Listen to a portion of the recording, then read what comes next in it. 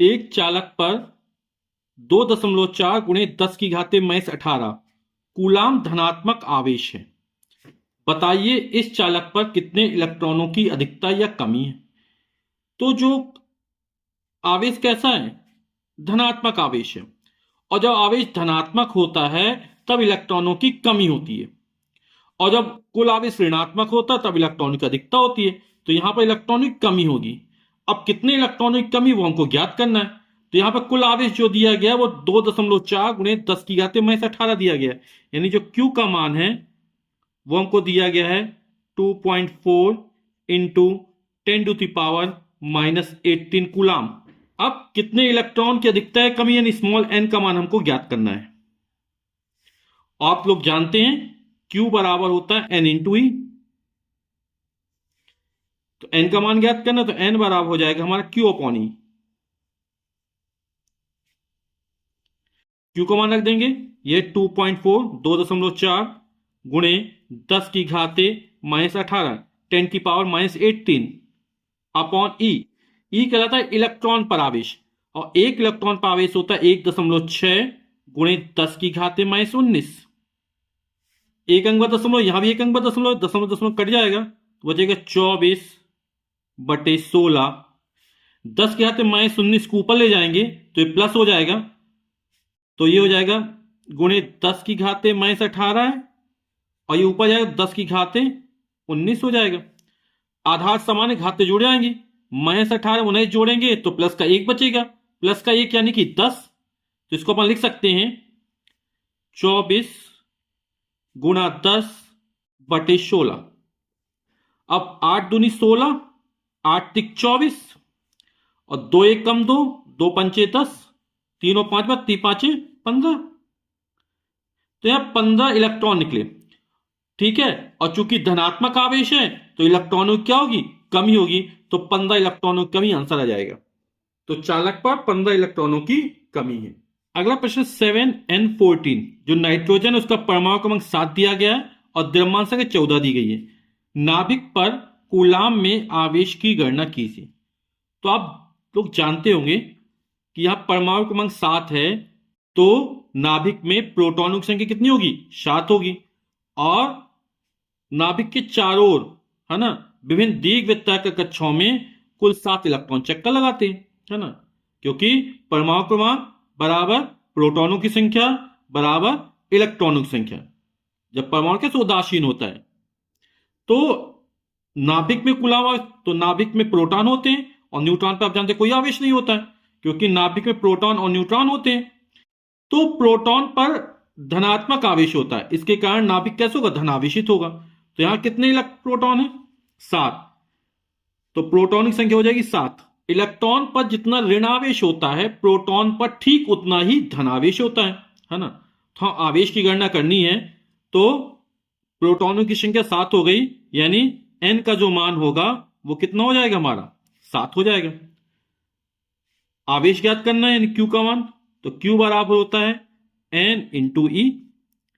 n का मान हो गया 7 और 1.6 गुणे 10⁻19, ये ई का मान हो जाएगा। आवेश टोटल कैसा हो, धनात्मक आवेश होगा। तो 7×42 की 2 हाथ लगी 4, 7 में 7 और 4 11, एक अंक का दशमलव लग जाएगा गुणे 10⁻19।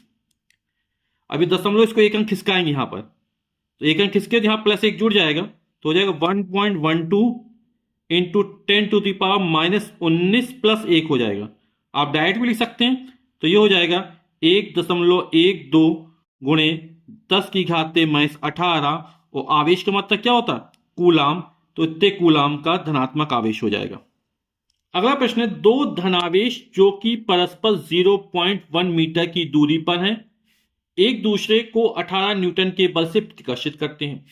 यदि दोनों आवेशों का योग 9 माइक्रोकूलाम हो तो उनके अलग अलग मान ज्ञात कीजिए।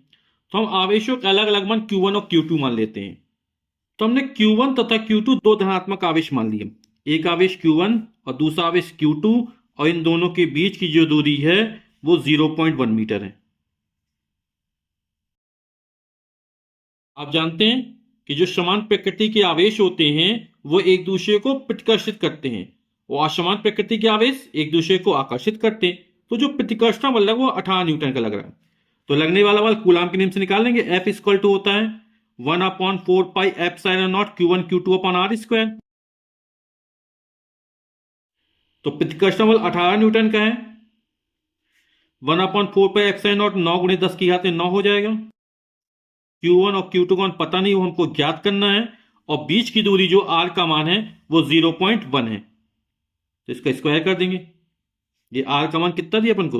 0.1 दिया गया। तो Q1 Q2 बराबर हो जाएगा, इसका मान निकालना, ये संख्या ऊपर जाएगी और ये नीचे चला आएगा, तो हो जाएगा 18।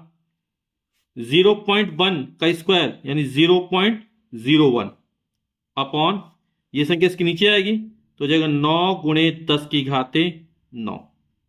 ठीक, 9 एक कम 9, 9 दूनी 18, 2 बार जाएगा। 10 की घाते 9 ऊपर पहुंचे माइनस का हो जाएगा, तो 0.01 यानी एक अंक किसका है? 2 अंक किसका है? तो हो जाएगा 10 की घाते -2, और 10 की घाते 9 ऊपर है, ये माइनस का हो जाएगा, तो हो जाएगा 10 की घाते -9। आधार समान है, घाते जुड़ जाएंगी, तो -2 और -9 कितना हो जाएगा? -11 हो जाएगा, तो हो जाएगा 2 गुणे 10 की घाते -11। आवेश कूलाम स्क्वायर लिख देंगे यहां पर, यानी Q1 जो Q2 को मान आएगा वो 2 गुणे 10 की घाते -11 हो गया। अब फिर कह रहे यदि दोनों आवेशों का योग 9 माइक्रोकूलम है, यानी हमको दे रहा है Q1 plus Q2 that equal to 9 microcoulomb, और 1 माइक्रोकूलम बाद 10 की घाते -6 कूलम होता है, तो हो जाएगा Q1 plus Q2 is equal to 9 गुणे 10 की घाते -6 कूलम। अब है Q1 Q2 का मान पता है, Q1 प्लस Q2 का मान पता है, तो आप एक समीकरण पढ़ चुके होंगे कि Q1 माइनस Q2 का whole of square is equal to होता है Q1 प्लस Q2 का whole of square -4 times of Q1 into Q2।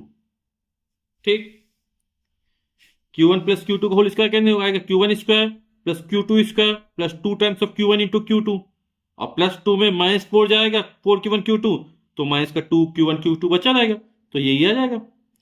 तो मान रखते हैं, तो Q1 प्लस Q2 ये 9 गुणे 10 की आते -6 का होल स्क्वायर कर देंगे, -4 Q1 इंटू Q2 का मान 2 गुणे 10 की घाते -11 है। इसको सॉल्व करते हैं, 9 का वर्ग करें, 9 9 81 हो जाएगा, गुणे 10 की घाते -6 का वर्ग यानी 10 की घाते -12। जैसे 10 की घाते -6 का जब वर्ग करेंगे, इसका अर्थ क्या होता है? 10 की घाते -6 गुणे 10 की घाते -6, वर्ग का 2 बार गुणा। आधार समान है, घाते जुड़ेंगे, -6 और -6, तो माइनस का 12 हो जाएगा। तो Q1 minus Q2 whole square मान ज्ञात करना है, तो ये हो गया 81 गुणे 10 की घाते माइनस 4 दूनी 8 गुणे 10 की घाते -11। अब यह 10 की घाते -12 है, यहां 10 की घाते -11 है, तो इसको कैसे करेंगे? 8 को लिख सकते हैं 8.0 इंटू 10 टू द पावर -11 है, दशमलव को एक अंक खिसकाएंगे तो इस तक खिसकेगा, तो यहां पर 1 बढ़ जाएगा, -1, तो माइनस का 12 हो जाएगा। तो इसको लिख देंगे 81 गुणे 10 की घाते -12 माइनस ये हो जाएगा 80 गुणे 10 की घाते -12। अब ये पीछे एक जैसा हो गया, 10 की घाते -12 कॉमन निकाल लेंगे, तो 81 माइनस 80 कितना आ जाएगा? 1 आ जाएगा, तो यानी ये हो जाएगा 1 गुणे 10 की घाते -12। ये हमारा Q1 माइनस Q2 के होल स्क्वायर का मान निकला। हमें चाहिए Q1 माइनस Q2 का मान, तो क्या हो जाएगा? दोनों पक्षों का वर्गमूल ले लेंगे, तो Q1 minus Q2 equal to 1 का वर्गमूल 1 और 10 की घाते -12 का 10 की घाते -6 हो जाएगा। यानी इसको लिख सकते हैं Q1 minus Q2 equal to इतने कूलाम निकला। आप लोग जानते हैं 10 की घाते -6 कूलाम बराबर 1 माइक्रो कूलाम, तो ये हो जाएगा 1 माइक्रो कूलाम। इसको हम समीकरण नंबर 2 मान लेते हैं, और Q1 plus Q2 9 micro coulomb था, ये इसको समीकरण नंबर 1 मान लेते हैं। दोनों समीकरण पास पास लिख लेते हैं, Q1 plus Q2 that is equal to 9 micro coulomb. ये हमारा समीकरण नंबर 1 था। अब ये प्लस का Q2 है, ये माइनस का Q जोड़ देंगे तो घट जाएगा, है ना। तो समीकरण 1 तथा 2 को जोड़ने पर प्लस Q2 माइनस कट गया, तो Q1 प्लस Q1 और Q1 दो बार है, तो 2 times of Q1, 9 microcoulomb, 1 microcoulomb जुड़ेगा तो हो जाएगा 10 माइक्रोकुलम। तो Q1 का मान निकालना है, तो Q1 इक्वल टू हो जाएगा 2, इसके नीचे आएगा, यानी 10/2, यानी कि 5 माइक्रोकुलम। और Q1 को जो मान निकला वो समीकरण 1 में रख देंगे, तो हो जाएगा Q1 का यहाँ 5 माइक्रोकुलम मान है, प्लस Q2 को मान हमें ज्ञात करना है, बराबर 9 माइक्रोकुलम। तो Q2 इक्वल टू हो जाएगा, 5 का पक्षांतर कर देंगे तो ये 9 - 5 यानी 4 माइक्रोकुलम। तो Q2 1 का मान अपन ने निकाल लिया 5 माइक्रोकुलम, और Q2 का मान निकाल लिया 4 माइक्रोकुलम। यही आंसर हो जाएगा। अगला प्रश्न है, दो बिंदु आवेश प्लस 9e तथा प्लस ई परस्पर a दूरी पर स्थित है। बताइए कि एक तीसरे आवेश Q को दोनों बिंदु आवेशों को मिलाने वाली रेखा पर कहां रखा जाए कि वह संतुलन में हो। तो दो बिंदु आवेश हैं, एक है प्लस 9e और दूसरा प्लस ई, और इन दोनों के बीच की जो दूरी दी गई है वो a दी गई है, और ये जो बीच की दूरी है वो स्मॉल a है। फिर कह रहा है बताइए कि एक तीसरे आवेश स्मॉल q को दोनों बिंदु आवेशों के मिलाने, अब इन दोनों आवेशों को मिलाने वाली रेखा में स्मॉल q आवेश रखना है। मान लो स्मॉल q आवेश यहां पे रखा जाता है, अब कहां पर रखा जाए, तो मान लिया प्लस 9e आवेश से ये जो दूरी है वो हमने x मान ली कि x दूरी पर रखा जाए। अब हमने ये दूरी x मानी, तो ये जो बची पूरी दूरी कितनी है, स्मॉल a है, तो ये जो बची दूरी है वो कितनी हो जाएगी, a माइनस एक्स।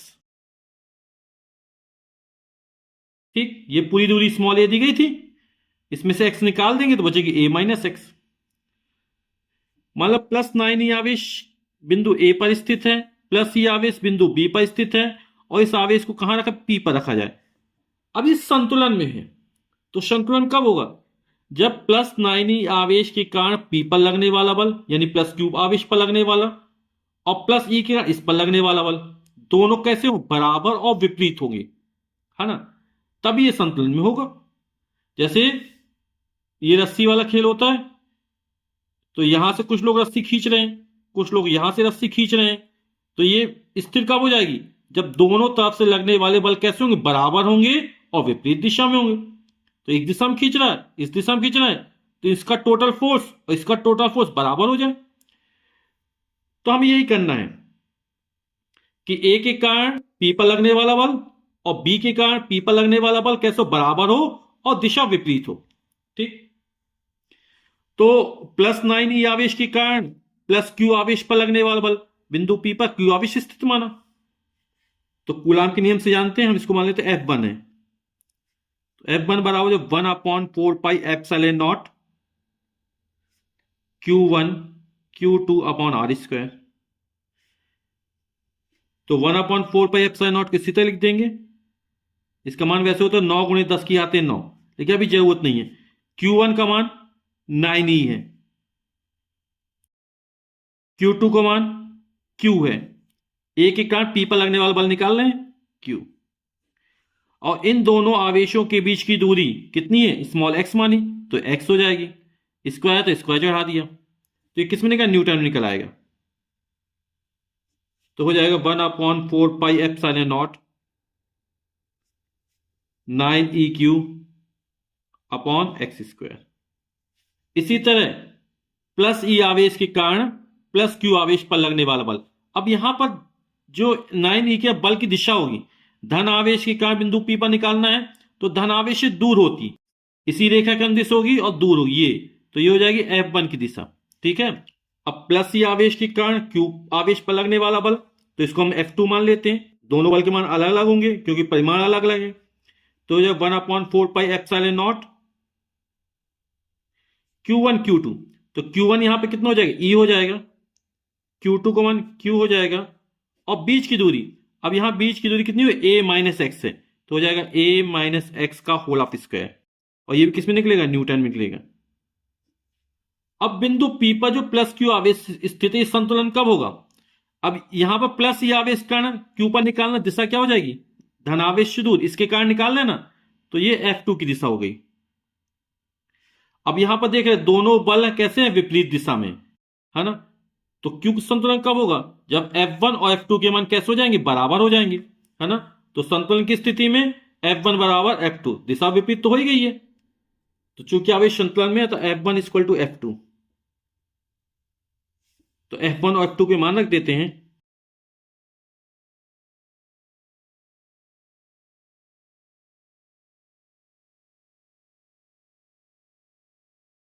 अब 1/4 पे एप्सिलॉन नॉट से 1/4 पाई एप्सिलॉन नॉट कट जाएगा, EQ से EQ कट जाएगा, तो यहां से बचेगा 9 यानी 9 बटे एक्स स्क्वायर बराबर, यहां से कुछ बचेगा 1 माइनस एक्स का होल ऑफ स्क्वायर। अब देखिए यहां पर 9 का वर्गमूल निकल आएगा, ये वर्ग के फॉर्म में है तो दोनों पक्षों का वर्गमूल ले लेते हैं, तो 9 का वर्गमूल 3, एक्स स्क्वायर का x हो जाएगा 1, और इससे वर्ग हट निशान हट जाएगा तो a माइनस एक्स बचेगा। अब क्रॉस मल्टीप्लिकेशन कर देते हैं, तो x से कम x बराबर हो जाएगा 3a माइनस 3x। इसका x का मान निकालना हमें, तो 3x का पक्षांतर कर देंगे तो x प्लस 3x बराबर हो जाएगा 3a, x में 3x जुड़ेगा तो हो जाएगा 4x बराबर 3a, तो x बराबर निकलेगा 3a अपॉन 4।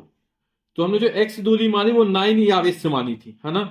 तो x मान कितना निकला 3a अपॉन 4, तो प्लस 9 ई आवेश से जो q आवेश की दूरी होगी वो 3a अपॉन 4 हो जाएगी, तो प्लस 9 ई आवेश से 3a अपॉन 4 दूरी पर स्थित हो जाएगा। इसी तरह x में एक प्रश्न और पूछा जाता है, यहां दूरी a की जगह 16 दी रहती है कि पास तो 16 मीटर की दूरी पर स्थित है, तो अपन यहां पर a का मान 16 हो जाएगा, ठीक है। ये हमने x मानेंगे तो ये हो जाएगा 16 माइनस एक्स, तो उसी तरह हल कर लेंगे बिल्कुल, जहां पर a है वो दूरी कितनी 16 हो जाएगी, यहां पर 16 रख देंगे, पूरा का पूरा उसी तरह सॉल्व करेंगे, तो यहां पर आ जाएगा 16 माइनस एक्स, इसको सॉल्व कर लेंगे तो आंसर निकल, यानी a की जगह कितना आ जाएगा 16 रखना पड़ेगा। अगला प्रश्न है, एक अल्फा कण 15 गुणे 10 की घाते 4 न्यूटन प्रति कूलाम के वैद्युत क्षेत्र में स्थित है, यानी जो कैपिटल E का मान हमको दिया गया है वो है 15 गुणे 10 की घाते 4 न्यूटन प्रति कूलाम, उस पर लगने वाले वैद्युत बल की गणना करना, यानी F का मान हमें ज्ञात करना है।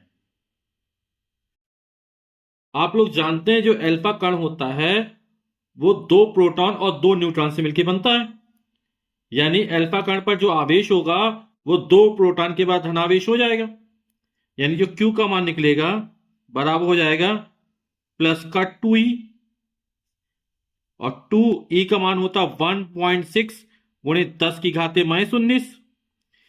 प्रोटॉन पर जितना धनावेश होता है इलेक्ट्रॉन पर ठीक उतना ही ऋणावेश होता है ना।